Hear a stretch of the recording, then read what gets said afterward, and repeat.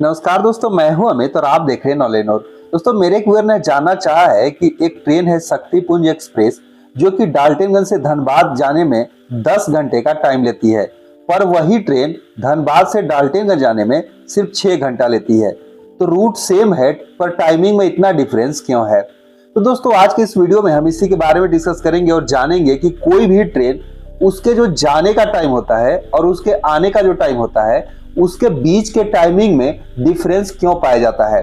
दोस्तों, आप एक ही ट्रेन नहीं लगभग सभी ट्रेन में इस तरीके की चीजों को देखेंगे जहां पर अगर वो अपने सोर्स से डेस्टिनेशन के बीच जाएगी तो होगा क्या कि बीच के किसी स्टेशन के बीच में जाने का टाइमिंग कुछ और हो जाएगा, बढ़ जाएगा, जो कि रूट सेम रहेगा, सब कुछ उसकी जो मैक्सिमम परमिशन स्पीड है, एवरेज स्पीड है, सारी चीजें सेम रहेगी और वापसी में वही टाइम बदल जाते हैं, चाहे वह कम हो जाएगा या ज्यादा होता है। तो यहाँ पर ऐसा क्यों होता है, इस चीज को समझने के लिए आपको रेलवे के कुछ टेक्निकल चीजों को जानना होगा। दोस्तों, होता क्या है कि किसी भी ट्रेन को जो है भारतीय रेलवे उसके टाइम को मेंटेन करने के लिए एक यहाँ पर ट्रिक जो है यूज करती है और उसी के हिसाब से ये जो टाइमिंग में है डिफरेंस पाया जाता है।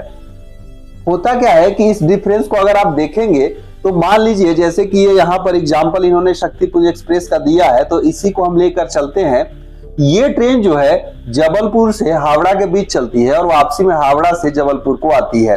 अब ऐसे में अगर ये ट्रेन जो है जबलपुर से हावड़ा की तरफ चलेगी, मतलब कि यहाँ पर हम मान लेते हैं कि बीच का रूट जो है या डाल्टनगंज से धनबाद के बीच चलती है, तो इसका टाइमिंग जो है बढ़ जाएगा। और वही चीज अगर वह धनबाद से डाल्टनगंज की तरफ आएगी तो उसका टाइमिंग जो है घट जाएगा। ऐसा इसलिए होता है क्योंकि जाते टाइम जो है रेलवे जो है स्लैक टाइम का अपने जो है जितने भी ट्रेन का टाइम टेबल होता है उसमें स्लैक टाइम का यूज करती है और उसी स्लैक टाइम के अकॉर्डिंग यहाँ पर ट्रेनों की जो है टाइमिंग है बीच में बढ़ जाएगी, इसलिए कि इस दौरान अगर ये ट्रेन कहीं भी लेट हुई होगी तो उसे जो है धनबाद जाते जाते उस टाइम को बढ़ाकर इसके टाइमिंग को मेंटेन कर दिया जाता है, जिससे बाद में ये जो है इसका एनालिसिस हो तो पता चले कि ये ट्रेन लेट नहीं है।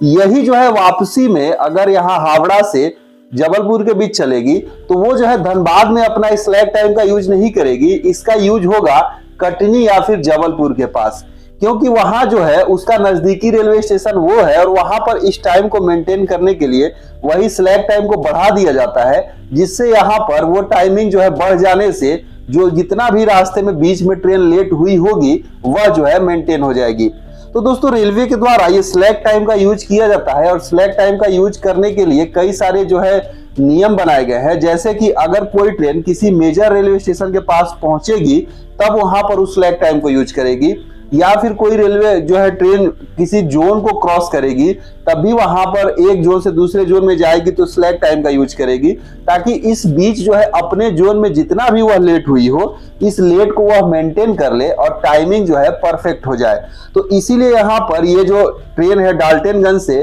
अगर चल रही है धनबाद की तरफ तो यहाँ पर आप देखेंगे कि 10 घंटे का टाइम ले रही है और वही वापसी में धनबाद से जब डाल्टनगंज जा रही है तो रूट सेम है, सारा कुछ सेम है, फिर भी 6 घंटे में वह आ जा रही है, क्योंकि इसका जो स्लैक टाइम है वह आपको जैसा कि यहाँ पर इस इमेज में देख सकते हैं कटनी के पास जो है देखने को मिलेगा और वहां पर अपने टाइम को यह मेंटेन करेगी। तो उम्मीद करते हैं यहाँ पर आपको चीज समझ में आई होगी और रेलवे के स्लैक टाइम के बारे में पता चला होगा। सो इस वीडियो को इतना ही, मिलते हैं एक दूसरे वीडियो में, तब तक के लिए धन्यवाद।